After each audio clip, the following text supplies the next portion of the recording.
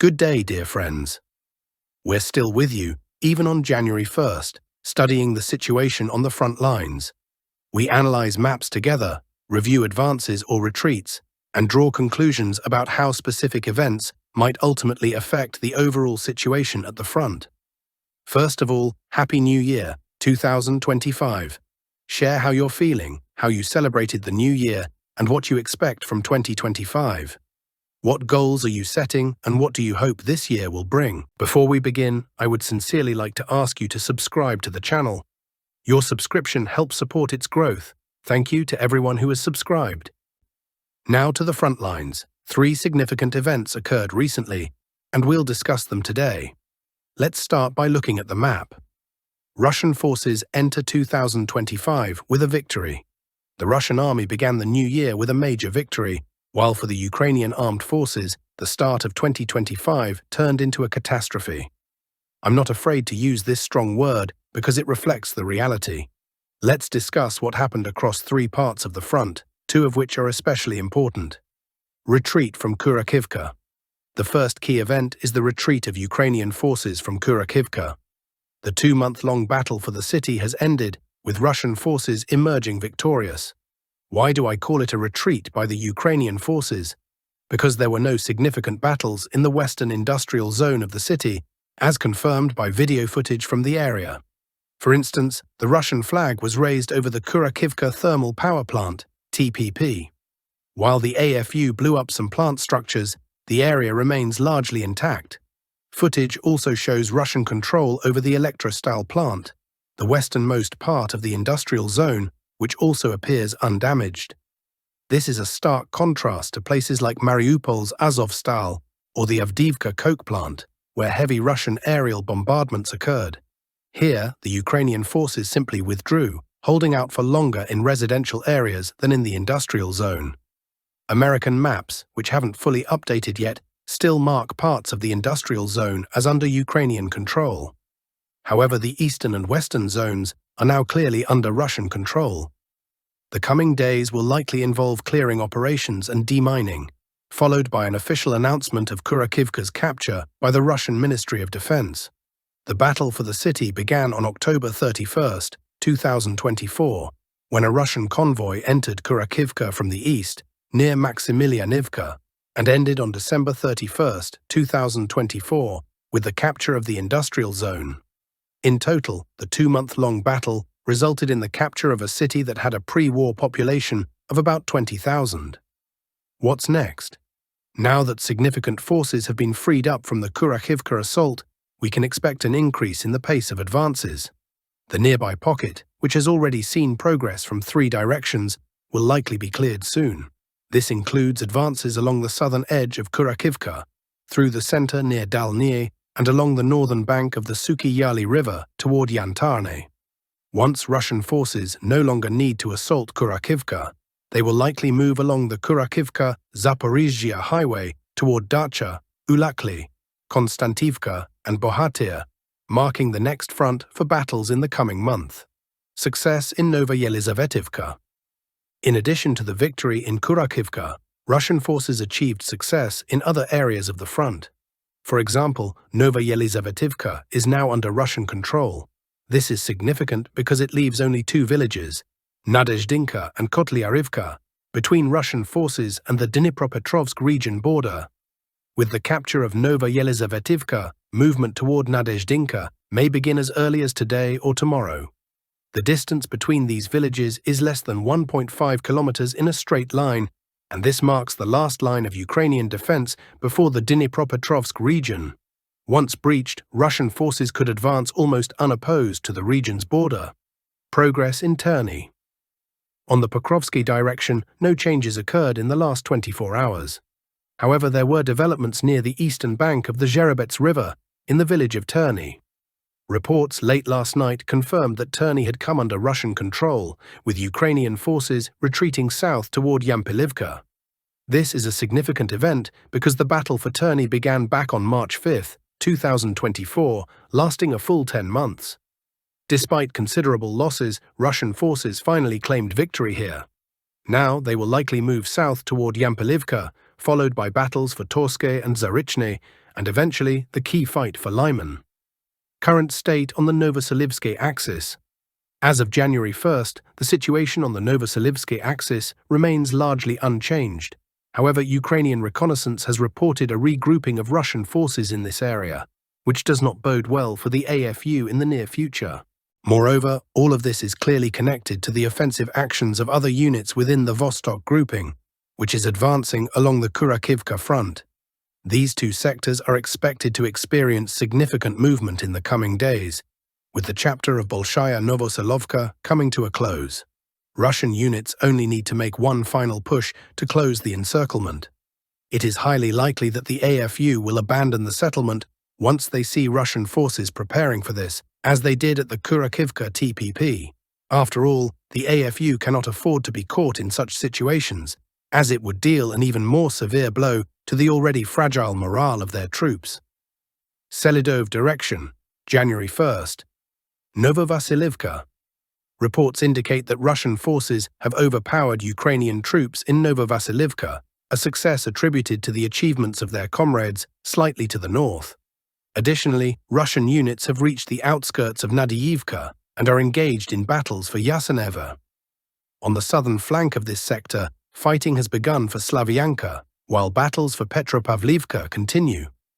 Overall, despite increased resistance from the AFU, due to the redeployment of reserves after the front lines here rapidly shifted westward, the Ukrainian forces have been unable to reverse the trend. Once their reserves are depleted, they will either need to send in fresh reinforcements or retreat to the borders of the Dnipropetrovsk region. Pokrovsk direction, January 1st. Solione, Volchye.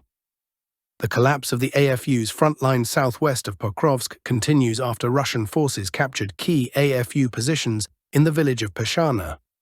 Yesterday, Russian troops advancing westward and northward expelled AFU forces from Solione and made significant progress along the ravine north of the fully liberated Volchye. This has created a convenient staging area for an advance toward Kotlino, which is just over 2 kilometers away. Additionally, Russian forces are now in a position to approach the fortified area in Zverev from the south, i.e. from the rear. A breakthrough here would have dire consequences for AFU defenses in Pokrovsk, especially if Russian forces capture Kotlino and Udakne. These settlements could serve as excellent bases for further offensives aimed at encircling the Pokrovsky agglomeration from the west. Mirnograd direction, January 1st. Vozdvizhenka is ours. Russian forces continue to break through enemy defenses east of Mirnograd. By this morning, they had fully captured the village of Vozdvizhenka and are now advancing toward the Pokrovsk-Konstantinivka highway. This breakthrough poses a serious threat to the AFU. It is becoming clear that this is not an isolated attack, but part of a broader plan to encircle the Pokrovsky agglomeration from the east. We'll see whether the AFU has enough reserves in this area to neutralize this threat. Toretsk direction, January 1st. Western outskirts of Toretsk under Russian control. Russian units spent yesterday clearing the western outskirts of Toretsk of AFU presence. Here, some clarification is necessary to understand the situation. The front line marked on maps is highly approximate. The AFU maintains several fortified positions in the northern part of the city and beyond its western outskirts. Their main and final stronghold within the city is the Toretsk coal mine and its slag heap. The rest is a vast grey zone monitored by Ukrainian drones. In this grey zone, Russian reconnaissance groups, DRGs, operate relatively freely, scouting positions suitable for establishing control. When these groups successfully secure a location, it is added to the map as a controlled area. Firefights in such operations are rare. Yesterday, Russian forces managed to take control of a significant portion of single-story residential areas south of the slag heap near mine number 10, effectively completing the capture of the city's western outskirts. However, the final battle for control of Toretsk's northern outskirts will be the assault on the Toretsk coal mine, the AFU's last stronghold in the city. Russian forces are gradually encircling this position and targeting AFU supply lines. After Toretsk, after discussing the latest successes of Russian forces near Toretsk, it's logical to consider what might follow the capture of this city and the entire Toretsk agglomeration. If we look westward at the remaining AFU-controlled areas and mentally trace the expected movements of the center grouping advancing northward from Vozdvijenka, we can see that a vast territory is already on the verge of encirclement. This will become even more apparent if Russian forces gain control of Toretsk's western suburbs, Sherbinka and Petrovka, as well as a section of the Konstantinivka-Donetsk highway near Yablunevka. By this time, it's also expected that the Pokrovsk-Konstantinivka highway will have been severed. Holding this territory will require the AFU to allocate a significant amount of resources and manpower, all while dealing with a highly inconvenient frontline configuration. It's unclear if the AFU has the necessary capacity to sustain this effort. From the perspective of maintaining the integrity of the entire front, it would be much more rational for the AFU to retreat from this area, conducting rearguard battles to buy time. As such, I believe this front line will not remain calm for the Ukrainian forces for much longer.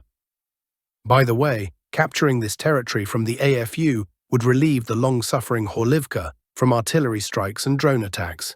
Additionally, Donetsk would only be reachable using long-range missiles, at least HIMARS, which are costly. Chasiv Yar direction, January 1st. Fighting for the city continues. So far, the battles for the city have not resulted in a decisive breakthrough. Russian forces, having taken control of most of the city's northern districts, are attempting to fully secure them. This would isolate the Ukrainian units in the central areas of the city by cutting off their logistical supply lines. The Ukrainian forces, understanding that failure would make holding their positions untenable, are holding on with their last reserves. In any case, it is likely that the scales will tip decisively in one direction or the other very soon. After Chasiv Yar, as with the situation around Toretsk, I'd like to share my thoughts on what to expect next. An offensive toward Konstantinivka is tempting, primarily because it would enable the relatively quick capture of another large Donbas city. However, that is where the advantages of such an operation end. The prospect of targeting the northern Donbas front and eventually reaching the outskirts of the Kramatorsk-Sloviansk agglomeration seems far more compelling. To achieve this, Russian forces must, using the west grouping, break through the AFU's defensive lines near Zarishny, Torske. They could then proceed to liberate the Lyman area, forming the northern pincer, to encircle the AFU's Siversk grouping, which is holding very strong defensive positions with highly capable units. Simultaneously, securing the left flank by firmly holding the Chasiv Yar area, the south grouping should strike the high ground along the Sloviansk-Bakhmut highway, part of the Kharkiv-Donbas transport corridor, to attack Siversk from the rear. To cut off the Siversk grouping supplies completely and neutralize the roads from the Lyman area, which rely heavily on bridges over the relatively wide Siverskyi Donets River, it would be sufficient to capture Alexandrivka or sever its western routes. This would bring Russian forces to the Kramatorsk and Sloviansk regions, automatically setting the stage for battles over these major cities in northern Donbas, which remain under Ukrainian control for now.